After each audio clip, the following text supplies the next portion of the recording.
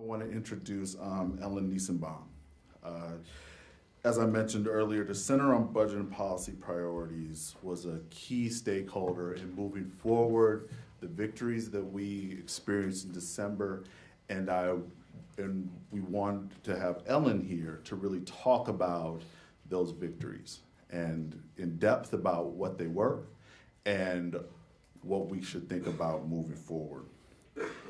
Ellen is an experienced policy expert. She's been working on issues related to the EITC for many years. I'll be polite and not say them. But she's done things like coordinated the first EITC outreach and education campaign, and she's just led effort after effort, really focusing on making sure that working families get a fair shake when they go in and do their taxes, as Catherine said, live up their civic duty. So with that, I will introduce Ellen Nissenbaum.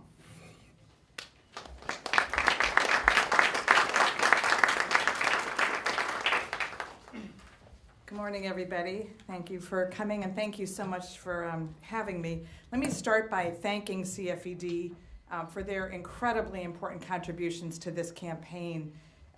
We are still, I think, soaring high over this major victory in December and making these critical improvements permanent. It certainly would not have happened without the work of CFED, but I would imagine that there are many representatives here from organizations and members of Congress without whom this also wouldn't have happened. So without knowing all of you in the room, I'm sure that the center owes all of you a big debt of thanks.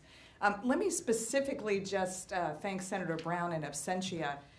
This certainly would not have happened without Sherrod Brown, and I really want to echo those comments.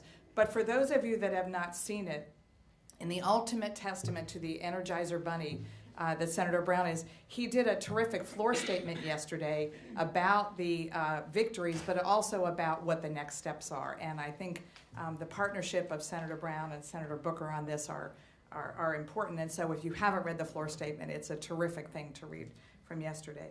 I want to talk a little bit about some of the things that come from this victory, some of the policy implications, and particularly one or two things that we really haven't made public about the profound impact of this. So I think all of you know that these EITC provisions were first established. In fact, the Center did a lot of work to help design them in 2009 in the Great Recession, the beginning of the Great Recession, when the administration and a bipartisan group of congressional leaders were looking for provisions that would affect a number of things. And one of the main goals was to mitigate the degree to which people fell into poverty or deeper into poverty, as well as to provide very effective economic stimulus, big bang for the buck. And obviously there was a lot of work on unemployment and SNAP, but EITC and the CTC were right up there. And that was the beginning of these temporary provisions. And as you know, they were extended a number of times and ultimately were set to expire in 2017. So if you go back to the end of last year, even the beginning of 2015, not a lot of focus was on why we needed to make the provisions that didn't expire in 17 permanent in 15. One of the things that really happened over the last year, and really over the last 2 years from Dr. Eden and others, is that there has been a lot of research about the EITC itself over time, but we've really got the gift of tremendous validation on the improvements themselves. So just so you know, the improvements will continue to raise 16 million people out of or closer to the poverty line, including 8 million children. But 50 million Americans will benefit from these improvements. 50 million Americans, including 25 million children. And what is often not known about the EITC and the accompanying child tax credit is if you think about these two things together, they lift more kids out of poverty than any program in the federal government.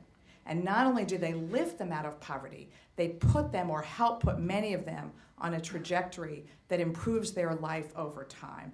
And that was an amazing piece of research that I think was tremendously persuasive with a wide array of bipartisan legislators this year.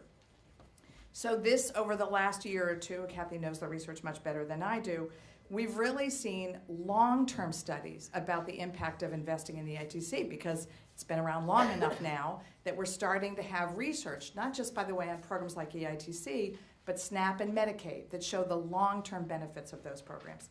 So just to remind you of a few, and I have to say even at the center, our whole crew of policy wonks was pretty surprised by some of this. For example, reduced incidence of low birth weight, improved maternal health, not the kinds of things you would normally expect from an EITC. Improved educational outcomes, we kind of expected that. Significant improvement in college attendance.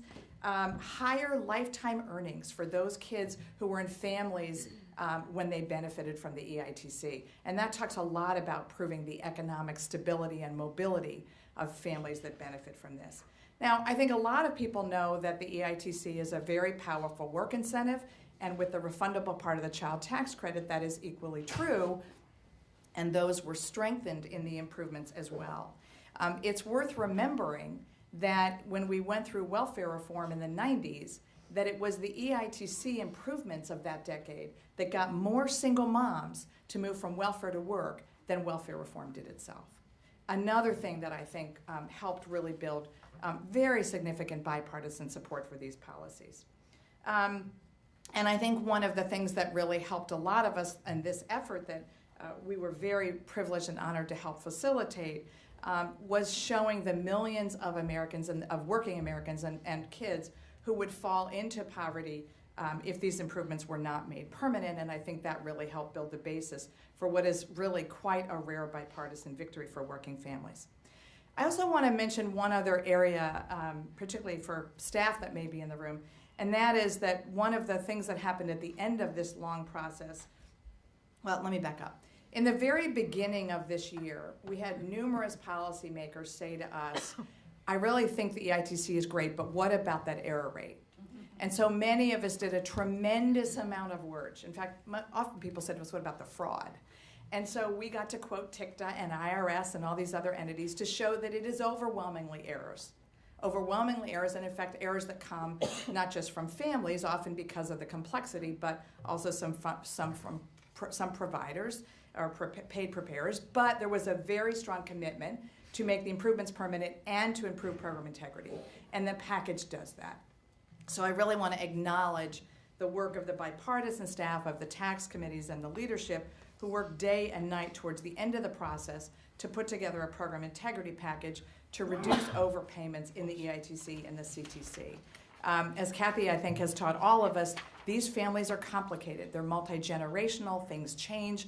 And frankly, having worked on the EITC since 1984, we've put in a lot of rules to try to make sure that it was going to the right people. Those rules make it more complicated, not less. The package, we are hopeful, will improve the program integrity, and it will reduce the overpayments under one condition. And that is that a lot of the things that were provided to the IRS, the tools and the resources, the tools and the mechanisms they have and the procedures are going to require resources. We know that when we invest in programs and program integrity, we've seen this in other programs, that you have to spend a little money to save a little money. So for those of you that are here from the policymaker world, it is really important to understand that the success of the program integrity part of the package depends on Congress providing resources to the IRS to implement that package. We don't want to come back years later and not see that error rate come down simply because the IRS wasn't given the resources. In some ways, I think about what was really about 18 months of work for all of us to get this across the finish line. And if I had to think about that classic, what's your elevator story success? If you had to pick one thing that takes you less than 3 minutes to explain, I think I would say that sometimes I think the victory came down to a story that a fact, but a story that my colleague Chuck Marr at the center came up with as a way to convey to policymakers and to the media what was at stake if these improvements were not made permanent. So we like to tell the story about the mom that works full-time year-round, minimum wage with 2 kids. She benefited from the child tax credit, the refundable part, and the improvement that was done in 2009 by getting $1,700 in the child tax credit. If the improvement had not been made permanent, that mother would have lost every single dollar of her child tax credit, and she and her family would have been plunged into poverty. That is a pretty dramatic way of talking about what has been won here. But here's the bottom line, and you haven't seen this on a center website or a paper, but it is something that we were able to determine with some evaluation and research after the fact. If you look at the number of people lifted out of poverty or closer to the poverty line just by the improvements, not by the underlying credits, just by the improvements alone, and then you look at the purchasing power put in the pocketbooks of these families, this legislation is the biggest anti-poverty reduction outside of the ACA in 20 years. That is a profound, profound victory. So on that note, I have more to say, but let me recognize all of you and all of the work that you did. That is just an amazing thing to do. Now, there is always the good news and the bad news, or the victory that is not 180% of what we wanted. So I do want to note the one disappointment that I know many of us, and especially Senator Booker and Senator Brown have, and that is that there were very significant efforts to have a second part of the tax package for working families, and that is to expand the very tiny earned income tax credit that was set up in 1993 for low-wage working adults not raising children. I want to be clear, we have to come up with a better name. We sometimes shorthand it in the center and calling it the childless adults. These, in fact, many of whom these are parents. It could be a married couple, it could be a mom whose kids are older, it could be a non-custodial father who's paying child support. So when we started talking to policymakers last year about the fact that there is one group in the entire country that is virtually taxed into poverty or deeper into poverty by federal taxes, it is this group. And I would still venture to say that that is not widely understood among policymakers across the Hill. So there was an effort to expand that. We are incredibly excited about the fact that this is a proposal that Speaker Ryan and President Obama have touted. You heard about it in the South Carolina Poverty Forum. And the idea is not just to expand the credit, but of particular interest is reducing the age threshold from 25 to 21 and what that means for young people who are trying to get a toehold into the economy, and particularly for those that are only able to get very low-wage jobs. Any questions for the two of them? And there are mics here and here, so right there. If you could state who you are, where you're from, and then your question. I'm Gary Moore, I'm a consultant. I'm wondering how many people are affected by this and how many people are removed from poverty out of the total? The whole program. Not the whole program. Right. Kathy probably knows better. It's about 9 million people that benefit. I don't know the numbers of those that are fully lifted. Again, remember the EITC, a lot of these families get both, not all, a lot get both. So sometimes we look at the anti-poverty effect of both. It is both a matter of lifting them out of poverty, but some, I want to be clear, lift them closer to the poverty line. Right. But Kathy probably knows the figures better than I do. Yeah, so I talked about having written these two books showing the two faces of welfare reform. There are actually three, and they're roughly equal, interestingly enough. So about 3.2 million children at last count, I believe in 2013, were lifted completely out of poverty just by the EITC, not counting the child tax credit. About 2.8 million children at any given time remain on TANF. And about 3.4 million children in the course of a year will spend at least 3 months living in a household on cash incomes of less than $2 per person per day. So we see deep poverty among, the EITC is great for people who can claim full-time, full-year work, and we have to, families have really made that now their mental goal. That's very encouraging, but the economy hasn't been fully cooperative, especially for those with barriers to work. So we do have sort of the ugly underbelly here of this extremely poor group, but yet even among that group, only 10% claim TANF and about 70% work in the formal labor market over the course of a year. So, in some ways, everybody is, all of the poor, the vast majority of the poor who are families with children are now the working poor. And it's incumbent upon us to support their efforts to play by the rules and engage fully as citizens through work. Any other questions out there? Oh, there. Hi, good morning, thanks. Tom Malloy, United States Conference of Catholic Bishops. Ellen, you spoke about the childless worker credit and the failure to get that, and that's the next phase. Is there good research, or at least good models, that show childless workers receiving this credit would be more inclined to form families because financial instability is, it seems like there's a research gap, or maybe I'm just ignorant of it. There is some research. Again, I'm afraid to say a word beyond that with Miss EITC sitting next to me. So I will just say a word and then turn to Kathy.